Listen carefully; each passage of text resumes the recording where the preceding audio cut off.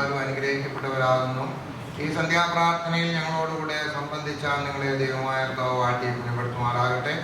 ദൈവമായ കർത്താവ് നിങ്ങളെയും വിശ്വാസികളായ നിങ്ങളെ വാങ്ങിപ്പോയവരെയും ആശ്വസിപ്പിച്ച് പുണ്യപ്പെടുത്തുമാറാകട്ടെ. പിതാവും പുത്രനും പരിശുദ്ധനുമായുള്ളവയെ കുറ്റങ്ങളൊന്നും കൊണ്ടുപോയ ഞങ്ങളുടെ പ്രാർത്ഥനകൾ ഉന്നതവും ദൈവികമായ സുഖാസനത്തിന് മുൻപാകെ കേൾക്കപ്പെട്ടവയും അംഗീകരിക്കപ്പെട്ടവയും ആക്കി തീർക്കുമാറാകട്ടെ. ശേം ആഗോറോ